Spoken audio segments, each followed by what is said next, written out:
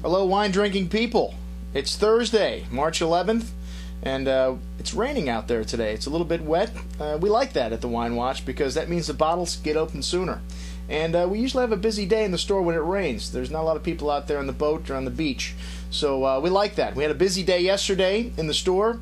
A lot of drinking here at the Wine Watch. We started out with Lauren Sagalo from Veramonte from Huneeus Vintners.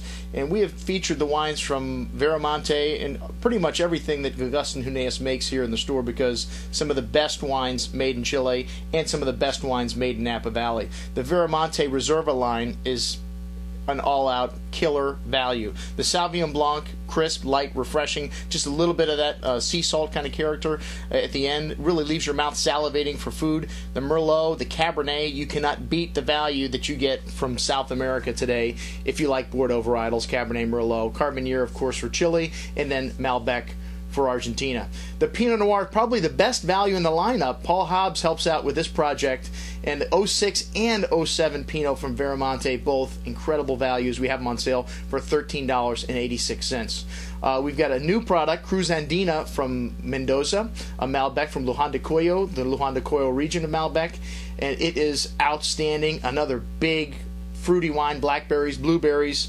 lots of earth, violet, a little black licorice on the finish, and again, really over-delivers for the money. This is the tagline of this Veramonte portfolio and Augustin Huneeus. We have this on sale for $16.50, and we'll be featuring it at our tasting Friday night, tomorrow night, our asado, which it looks like it's going to rain for that too. We're probably going to move that into the front room, the same room that we had the champagne tasting at just last month. Okay, well, we had a few other people stop in the store yesterday, and some suppliers tend to bring us, have brought us average wines, so we don't talk about stuff that, you know, we're not going to recommend to you. But I will say one of the things that we look at Wine Watch is relative value, and if I have a supplier bring in a wine that is good, well, good is not the reason that I get out of bed in the morning. Great is the reason I get out of bed in the morning. And they have to be values relative to what else we have in the store. And there's a lot of competition out there today. So, like I said, if you're a supplier and you came in here and tasted me on wine, the reason I'm not talking about it is because it wasn't something that I'm going to give a glamorous review to.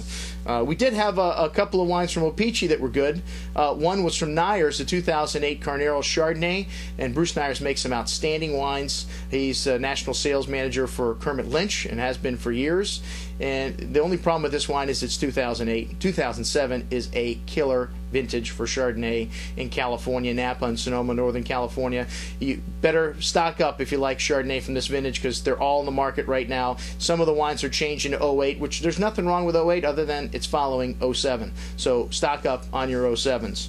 And then to finish off the day yesterday, we had some wines from J Winery. Speaking of 2007 Chardonnay, George Bursick is now at the helm at J Vineyards in Sonoma, best known for their sparkling wines. We featured their rosé last month at $15 on sale. It was a stunning value. Unfortunately, the price on that has gone up. It's going to be around $21 on sale now. Still a good value. The J sparkling wines, very good, but the Chardonnay 07 is really what stole the show from this lineup, and we'll have that wine in the store. That's around $21 a bottle on sale. Last night we had another great night at the Grateful Palate and Woodward Canyon Winery with Thomas Woodley. Really, these wines just outstanding. The 2007 Chardonnay, which we started out with, showed this new world ripe tropical fruit, had a nice little hint of butterscotch to it, but still had very nice acidity at the end. The wine finished fresh, and I've had 10-year-old plus versions of Woodward Canyon Chardonnay, and they're always good. The 2006 Merlot, I think, was better with the food dish that they served it with. The stuffed quail dish was just outstanding with a little white bean and beet kind of salsa underneath it with a sherry vinaigrette. And then a little quenelle of stuffing, which was a really nice accompaniment to that dish.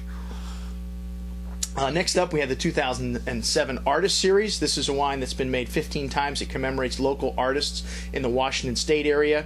And I brought a few bottles of the 1998 Artist Series, which was A lot of people's contender for wine of the night last night. These wines definitely age well, and with the last course, we saw how well these new wines are. The 2005 Estate Red, which is mostly Merlot, and then the 2006 Old Vines, which was the wine of the night for me. This wine is killer.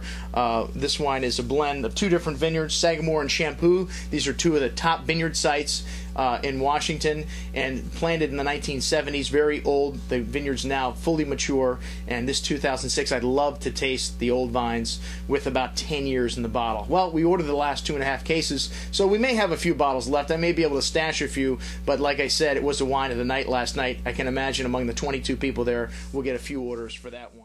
And tomorrow night we do have a pretty good turnout, but we have some seats left for the Argentina and Chile Asado here at the store.